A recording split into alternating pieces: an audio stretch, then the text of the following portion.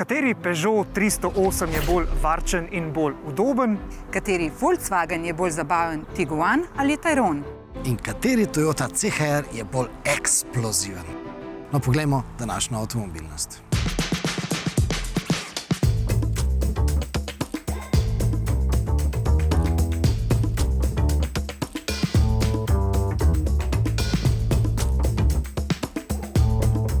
Pozdravljeni v avtomobilnosti. Pred kakimi 15, morda 20 leti je Ford predstavil en sistem, en dodatek za avtoradio, ki je v ponudbi zdržal komaj en dan, en sam dan. Naslednji dan so ta sistem kar takoj umaknili iz ponudbe in tudi danes, ko prebrškaš splet za tem izdelkom, pravzaprav kot da so ta sistem izbrisali iz svojih arhivov. No, šlo je za sistem, s katerim so voznice oziroma mamice lahko svoje otroke na zadnjih sedežih kar utišale. In seveda, zdaj že veste, da ni šlo za noben tehnični flop, da je šlo preprosto za 1. aprilsko šalo.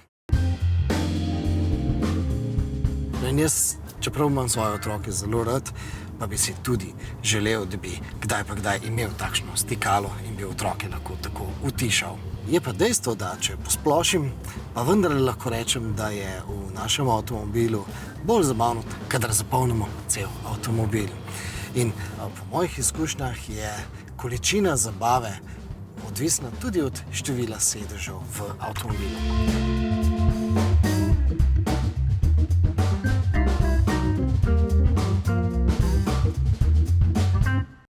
Prva zgodba, ki jo bomo v današnji avtomobilnosti obdelali, je primerjava količine zabave, ki je na razpolago v teh dveh družinskih SUV-jih, se pravi v Volkswagenovem Tiguanu in pa v novem Volkswagenovem Tayronu. In na prvi pogled seveda vidimo, da gre za popolnoma enaka avtomobila, oziroma skoraj popolnoma. Na drugi bolj natančen pogled vidimo, da imata avtomobila drugačni maski, pa razlike najdemo tudi na zadku. Oba dva avtomobila imata tudi dizelska motorja, se pravi, sta primerna tudi za daljša družinska potovanja po Evropi. Oba avtomobila ponujata tudi 4-kolesni pogon in pa tudi delno terenske vozne lastnosti. In oba avtomobila sta našminkana s tisto črko R, ki pri Volkswagenu seveda pomeni bolj športen videz. Torej, opravka imamo z dvema skorajda identičnima avtomobiloma, ampak med njima je ena ključna razlika in ta razlika vpliva na zabavo. Torej, Martina, obilo zabave ti želim. Hvala. Pa pojdimo pogledat, kje je ta razlika. Tiguan in Tayron. Razlikujeta se po medosni razdalji. Desni je večji za 11 cm, levi je 4539, desni pa 4792, torej je dobrih 25 cm večji. Že od ozunaj se vidi, da je zadnje steklo večje. Kje pa se skriva tista bistvena razlika? Zadaj se skrivata dva skrita sedeža.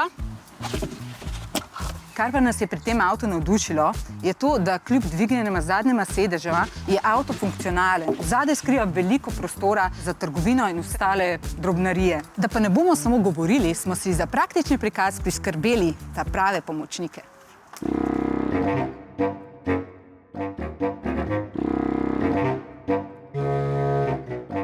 Za tako simpatično in številno družino potrebujemo oba avta. Ampak poglejmo, kako se lahko danes malo poigramo. S Tetris kombinacijami poskusimo najprej tisto kombinacijo, ki najverjetneje ne bo uspela. Od zadaj bomo posadili mamico in očeta, otroci pa bodo od spredaj gledali, koliko prostora oziroma koliko jih lahko še sedežem stisnejo.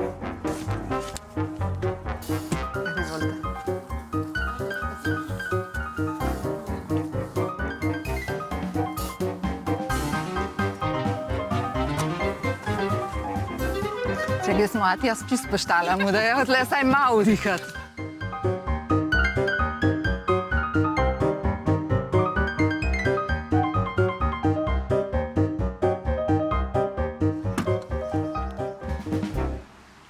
Zadnja vrsta, kako se počutimo? Treba gasilce klicati, da nas bodo reševali. Kot smo predvidevali, v tej kombinaciji ima samo šofer zadosti prostora, saj sta starša res zelo stisnjena. mi dosežeš nadala. Predlagam, da probamo še kakšno drugo kombinacijo. Otroci, kdo bo sedel od zadaj? Jaz. Ti, pridi, gremo, poskusimo. Izvoli. Trenutno gresta dva od zadaj, ampak te bomo dali tukaj, v naslednjo greš pa ti, prav? Ali boš ti vozil, ali boš ti šoferil?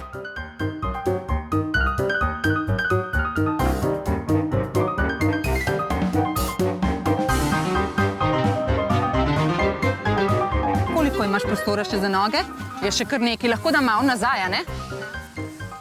A ti gre pa s drugim avtom? Če se v tej kombinaciji osredotočimo na zadnja sedeža, ugotovimo, da iz varnega stališča ni v redu.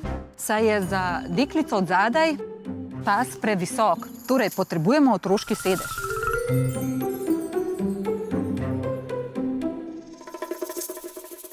Kar izvoli, kar sedi se. Pa ti bom zaprla tole, da boš videla prav, koliko ima še prostora.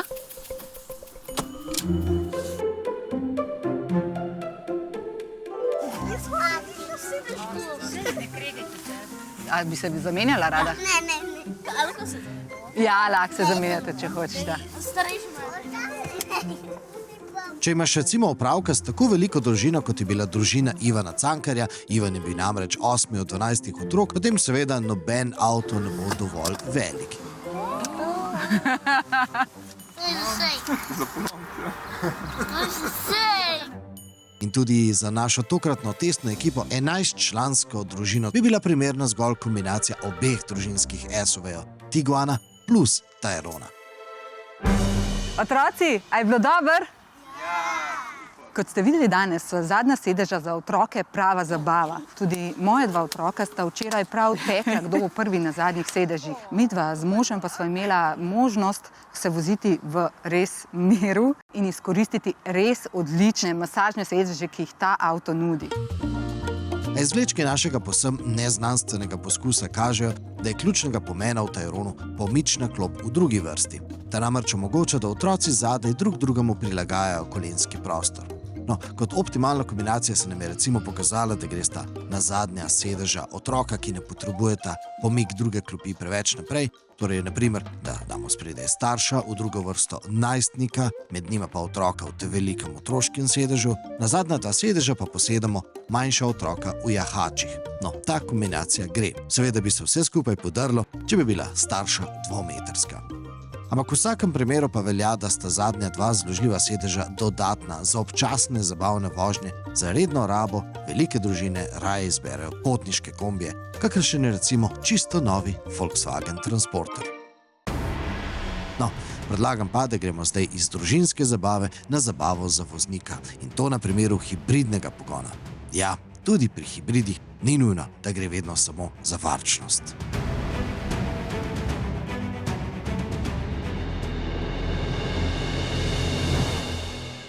Ena zanimiva prigoda se mi je prigodila. S Toyoto CHR sem odločno pospešil na avtocesto, tako kot se zagre, saj veste, da čim prej dosežemo tistih 130. No, tokrat pa sem po tem odločnem pospeševanju dobil zasledovalca. Seveda mu nisem posvečal kaj dosti pozornosti, dokler me ni gospod prestregel, ko sem se slučajno ustavil na naslednjem počivališču. Brez skrbi, nobene vroče krvi ni bilo, me pa gospod začudeno vprašal, kako je mogoče, da je tale CHR pospešil tako silovito. Tudi sam je namreč lastnik druge generacije tega avtomobila, ampak kot je dejal, je njegov hibridni pogon precej bolj umerjen oziroma lenoben, kot je rekel. Pa sem mu hitro razložil zvijačo tega avtomobila.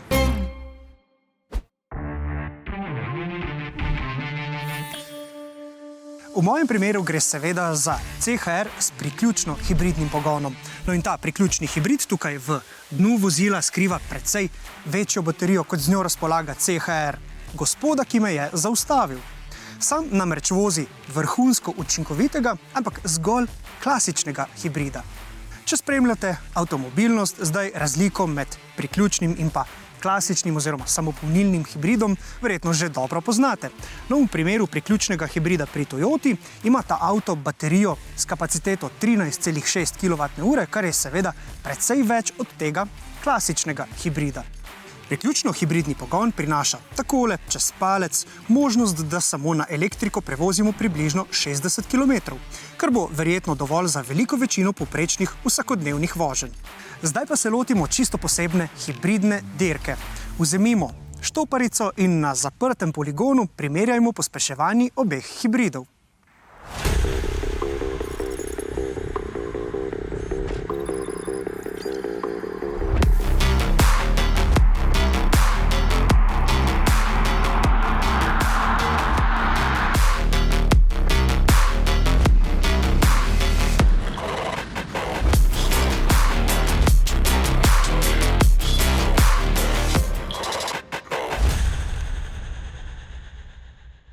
Razlika med hitrostjo dveh hibridov je očitna že na oko.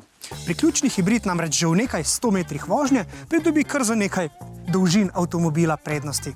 Še posebej izrazita pa je ta razlika v nekih realnih situacijah, ko na primer vozimo z nižjo hitrostjo in moramo to hitrost čim hitreje oziroma čim bolj učinkovito povečati.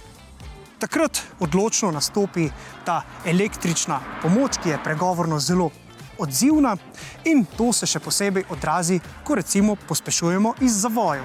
Pa poglejmo še to primerjavo.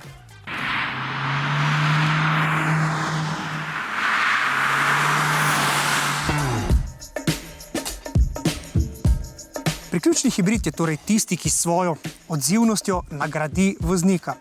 No, da je to vse skupaj mogoče, pa seveda potrebuje nekaj dodatnih tehničnih komponent. Poglejmo v njegovo drobovje.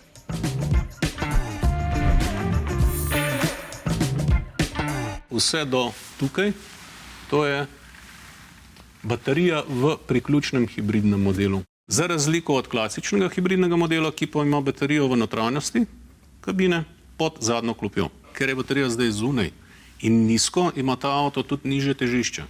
Zaradi tega je tudi bolj dinamičen v smislu podvozja, občutkov vožnji. Tudi samo vzmetenje je prilagojeno temu, geometrija podvozja je prilagojena temu, ker omogoča 60, 70, 80, odvisno od načina vožnje kilometrov. Samega dometa je že sama baterija težja od klasične hibridne. Tako da sam avto je v največji meri zaradi te velike baterije težji od hibridnega CHR-a za približno 150 kg. Ta bo imel malo večjo porabo benzina. To je treba poudariti. Zato, ker ima pač težjo baterijo, močnejši elektromotor in tako naprej, in vse skupaj na teži prenese težo dveh ljudi, katera bi bila stalno v potniški kabini. Pri ključnih hibridnih modelih, pri Toyotini znamki, so vse baterije litij-ionske, bazirane na litij-ionu. In tukaj imamo primer ene litij-ionske baterije. Znotraj imamo take ploščice. Vsaka ploščica je ena celica. Vsaka celica ima 3,7 voltov.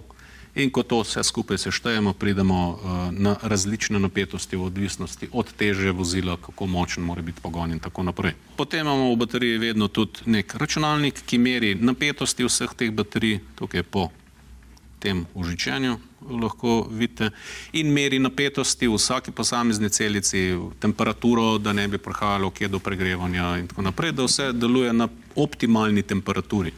27, 28 stopinj se vedno lovi. Zato se tudi za hlajenje baterij pri klasičnih hibridih uporablja zrak iz potniške kabine, ker je podobne temperature. Ko vklopimo pogon, pa glavni računalnik vklopi v tejle kontrolni enoti releje električne in pošlje potem električni tok skozi žico pod avtomobilom v razmernik pretvornik, ki je pa v sprednjem motornem delu vozila.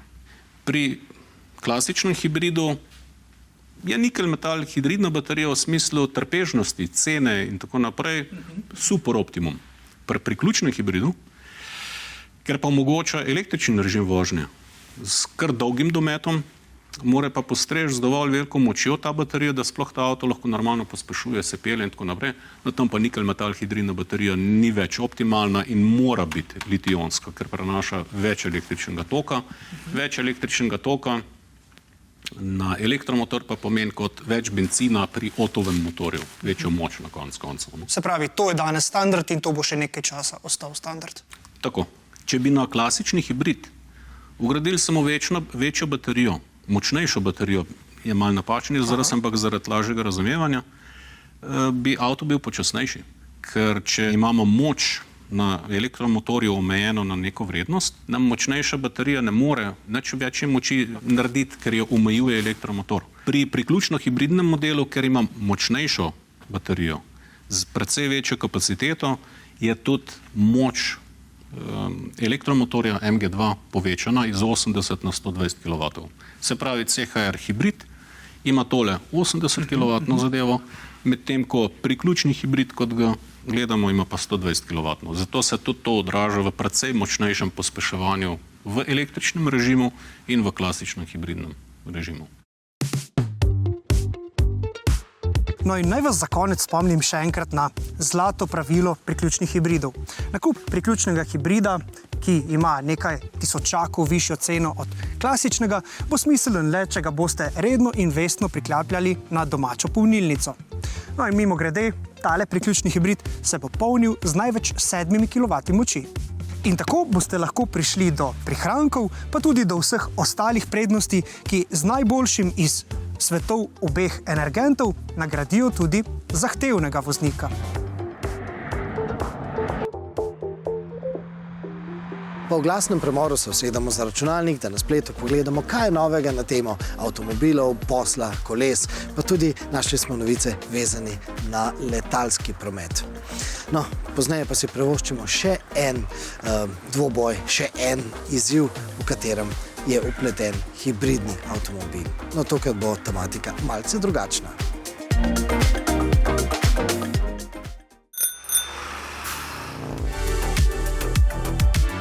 V Slovenijo je zapeljal novi Volkswagen Transporter, torej tisti kombi, ki je po novem namenjen izključno poslovni rabi, kajti za potrebe družin imajo pri Volkswagenu multivana. Na voljo je z dizelskim, priključno hibridnim in pa polno električnim pogonom. Za več informacij, ki jih je Luka izvedel v Grčiji, pa poskenirajte povezavo in poglejte. Naj pa vas ob tem spomnim še to, da ta legenda letos praznuje 70. rojstni dan, ampak o tem več v prihodnjih oddajah. Pa če kar ostanemo pri dostavnikih, Mercedes je električnemu Vitu namenil večjo 90 kWh veliko baterijo, to pa zdaj pomeni 480 km dosega po VLTP in seveda to že lahko pomeni bistveno širši krog možnih podjetij, ki bi jim takšen električni kombi lahko ustrezal. V Slovenijo se je pripeljal tudi novi Kia Picanto, no takšne sorte avtomobili so pa danes res že prava redkost in ne, Picanto ni električen, ima povsem klasično tehniko, tudi ne piska za vsako figo in celo ročni menjalnik ima. Kupcev, ki nočejo modernih avtomobilov, pri Kii v Sloveniji naštejo po 10 na mesec. Več potencijala ima verjetno novi Opel Frontera, mali SUV, ki pa bo lahko upravljal celo družinske naloge po zaslugi velikega prtljažnika in pa res prostorne kabine. Avto je sicer tehnično soroden Citroenu C3 Aircross, ki pa bo na podobnih merah ponudil celo 2 dodatna sedeža v zadku. Tako kot nedavno je spas, pa je tudi Renault Austral zdaj dobil Rafalovo masko. Renault pa poroča tudi to, da sta z Nissanom redefinirala pogoje svoje zveze. Renault je recimo prevzel Nissanovo podjetje v Indiji, s čimer bo seveda postal bolj svetovno in ne zgolj evropsko podjetje. Japonci pa se bodo bolj naslonili na francoske modele, kar bo seveda pomagalo, da bodo finančno lažje zadihali. In tako zdaj francosko-japonska zveza že predstavlja nove Renault Nissane in prihaja nova Micra. Seveda atraktivna, ampak hkrati na nek način presenetljiva, ker to je Renaultova petka v Nissanovi preobleki. In seveda je to čudno, ker je petka nezmotljivo Renaultova. Prihaja pa tudi novi Leaf, bolj evropski, bolj trendovski križenec s proizvodnjo na severu Anglije v Sunderlandu. Potrjeno pa je tudi, da bo Nissanovo značko nosil tudi prihajajoči Twingo iz Novega mesta. Naslednje 3 QR kode, ki vam jih bomo ponudili, vas bodo odpeljale do prijavnic. In najprej vas povabimo, da svoj avto zamenjate za ne samo včasih, ampak pogosto bolj udoben prevoz v službo, za kolo. Nacionalni projekt Polni zagona je namreč spet v teku. In v preteklih 3 akcijah smo Slovenci skupaj prekolesarili 19.505 km, v tem podatku so seveda zajeti le kilometri na poti v službo. Po mojem mnenju ima akcija žal omejen domet, kolesarjenje v službo pač ni za vsakršno službo. In na tem mestu jaz apeliram na odločevalce, da uzakonimo obvezne tuše v pisarnah. Naslednja QR-koda je namenjena specializiranim podjetjem. Na razpolago je namreč 16 milijonov evrov sredstev za vzpostavitev javno dostopnih polnilnih parkov. In čim prej si jih seveda želimo vsi uporabniki električnih avtomobilov, bo pa verjetno povsem dovolj, če bomo na teh prihajajočih polnilnih parkih imeli tiste ultrahitre, megavatne polnilnice zgolj za tovornjake, ne tudi za osebne avtomobile. Takšne hitre polnilnice je recimo zdaj nedavno predstavil kitajski BYD in s tem očitno sprožil novo tekmo. Geely je namreč takoj reagiral in tudi sam predstavil zdaj tako hiter polnilec pod okriljem svoje znamke Zeekr. To je tista, ki razvija na Švedskem, in to je tista znamka, ki nam je lani predstavila polnilno postajo s čisto tankimi kabli. No, takšne tanke kable pa bi si želeli v teh prihajajočih polnilnih parkih. Zavarovalnica Triglav pa motoriste vabi na vsakoletni osvežitveni oziroma ogrevalni trening pred novo motoristično sezono na poligon na Vransko. Prijavite se na priloženi QR-kodi, pa naj vas z našimi arhivskimi posnetki zdaj spomnim, kako poteka takšen ogrevalni trening. Poskusimo za prvo vajo, recimo mi govorimo polževa vožnja, koordinacija sklopke, zavore, ravnotežja, pogleda. Seveda od začetka nas bo verjetno malce tudi kdaj zaneslo, pa bomo morali nogo dati na tla, ampak z vajo, s treningom bomo prišli od tega, da bomo zmožni tudi čim bolj počasi peljati naše motorno kolo. Poskusimo v bistvu speljevati in ustaviti in vedno izmenjaje to delamo, ko se ustavljamo, enkrat z levo nogo, enkrat z desno nogo se naslonimo, da težišče prenesemo vedno na tisto nogo, sploh v kakšnem klancu, če se moramo nujno kje ustaviti, da ne bomo na napačno nogo se naslonili, ker po nas vsi ti kilogrami lahko prevržejo po klancu nas dol. Poskušamo tele ovinke oziroma takšne osmice si zamisliti in delati vedno seveda začnemo z velikimi, večjimi, pa vedno bolj poskušamo zožati tele radije osmic. Zakaj spet? Da treniramo pogled, da spet treniramo, vadimo občutek za plin, da smo konstantni na gasu, na plinu, da nas nič ne cuka ruka, kot mi po domače povemo, ker to je največji problem lahko v ovinkih.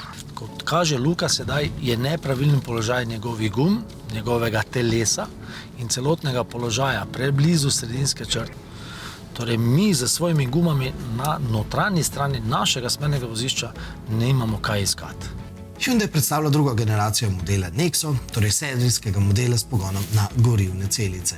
Vodikove rezervoarje za 700 km dosega je možno napolniti v 5 minutah. Na poleg drzne oblike pa Nexa odlikuje tudi prostornost in to bo verjetno prišlo prav kakšnim taksi službam, kajti avtomobili na gorivne celice danes pridejo prav kvečemo v zaprtem krogu poslovne rabe, torej recimo za velike flote z natančno izmerjenimi nalogami in pa predvsem lastno polnilno infrastrukturo. Seveda je večji potencial vodikovih tehnologij v letalstvu in francoski Airbus na podatek, da se je število poslovnih poletov zmanjšalo za 34%, odgovarja prav z napredno tehniko. Na svoji letni konferenci je med drugim predstavil tudi prototip novega 100-sedežnega letala za notranje polete, predstavili pa so tudi koncept z daljšimi in tanjšimi krili, ki so, da pašejo v aktualna letališča, ta krila zložljiva. Najbolj pomenljiva izjava pa se nanaša na vodikov pogon. V Toulouseu namreč trdijo, da ja, takšno letalo znajo narediti že razmeroma, ampak zaradi slabe infrastrukture bi bilo takšno letalo finančno tako zelo neuspešno, kot je bil recimo Concorde. Pa naj bo posel z vodikom še tako zahteven, ga je vendarle možno spraviti vsaj na pozitivno ničlo. Pri Toyoti so recimo izračunali, da we can reduce to 50% the cost if we sell at a global scale 200,000 units per year. That is, I think, one of the strengths of, let's say, the fuel cell technology like we have it today, because of the technology that we have on board. There is platinum-based catalysts and things like that we know from diesel after treatment. With batteries, you will always rely on the amount of material that you have, and you will be dependent on what market price you need to pay for the materials. To zadnje dejstvo nas odlično uvede v novico o tem, da Evropska komisija avtomobilskim znamkam, vključno z njihovo krovno zvezo ACEA, nalaga skupno 485 milijonov kazni zaradi kartelskih dogovorov, s katerimi so se nekako izmikali plačevanju stroškov za predelavo avtomobilov ob koncu življenjske dobe. No, takrat so se dogovorili, da ne bodo plačevali predelovalcem, češ da ne bi v proces predelave odsluženih avtov že tako ali tako dovolj dobičkonosen posel, da ga ne potrebujejo še sami podpirati. No, ta slaba praksa se je vlekla kar od leta 2002, vpleteni so bili praktično vsi proizvajalci avtomobilov, seveda pa ni naključje, da je to razkritje prišlo ven prav zdaj, ko znamke pravzaprav nimajo več veliko koristi od tega dogovora, saj so z elektromobilnosti kar nekako dobile interes po starih odsluženih avtomobilih. V njih se namreč skrivajo dragoceni materiali, ki jih potem lahko uporabijo celo v nadaljnjih baterijah. We already thought about how we could repair and at the end recycle the battery with up to 96%. Does this mean also that you can use the same material from today's battery into the future batteries? That is the plan. So the metals will be inert again? Yeah. Wow. That's huge. No, na to temo imamo sploh posebno zgodbo. Naj pa to zgodbo zdaj dopolnim z novico, da je Audi v minulem tednu izbral svojega dolgoročnega partnerja. Bavarsko podjetje TSR, ki bo materijale iz starih odsluženih Audijev pač dobavljal kar direktno nazaj v Ingolstadt. No, predlagam pa, da gremo zdaj nazaj na te nevarne ceste. Luka se vrača z novo dvojico. Blagega hibrida je zdaj postavil ob bok dizlu.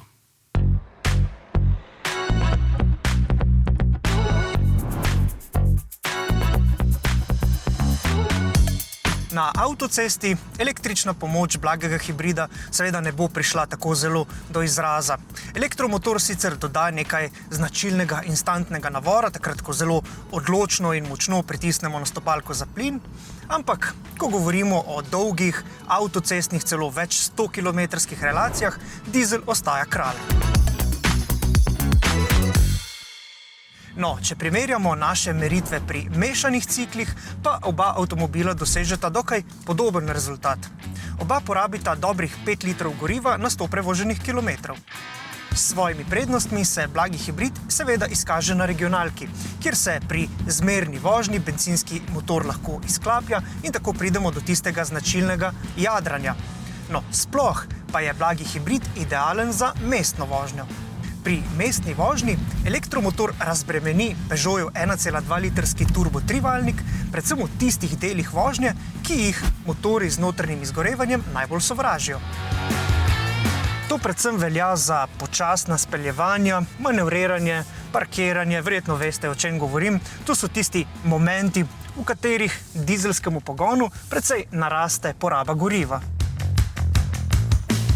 Če te neugodne dele mestne vožnje prevalimo na elektromotor, lahko pridemo do kar precej velikih prihrankov. Po mojih meritvah lahko prihranimo približno 1,5 litra goriva na 100 prevoženih kilometrov, kar pomeni tudi za 20% in več nižjo porabo.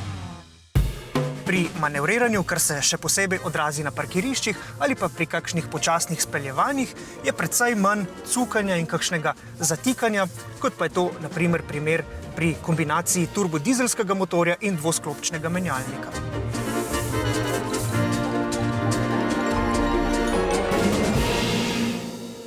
Poglejte, če želimo vozilo z dizelskim motorjem takole na hitro premikati naprej in nazaj, je vseskozi nekaj tega značilnega zamika, ki smo ga iz vozil s takšnim pogonom seveda navajeni.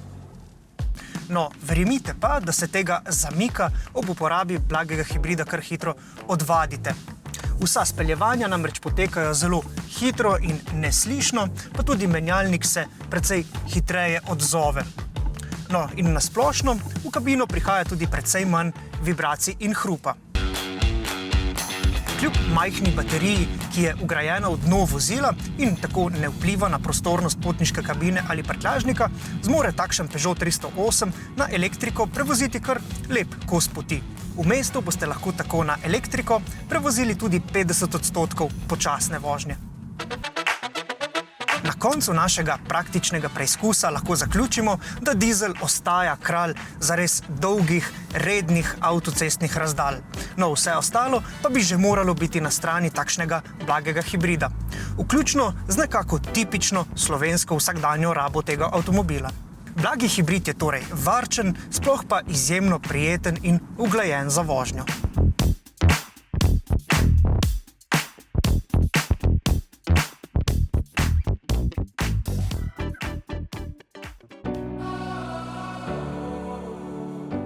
Med današnjimi tremi pari nismo iskali zmagovalcev, saj je od nas voznikov odvisno, kateri je tisti pravi zmagovalni za nas. Seveda, pri tem je glavno, kateri avtomobil najbolj ustreza našim mobilnostnim navadam oziroma našim mobilnostnim potrebam. Seveda, v določenih primerih so posamezni pari celo cenovno izenačeni. Tako res lahko končno zadnjo besedo dajo čustva.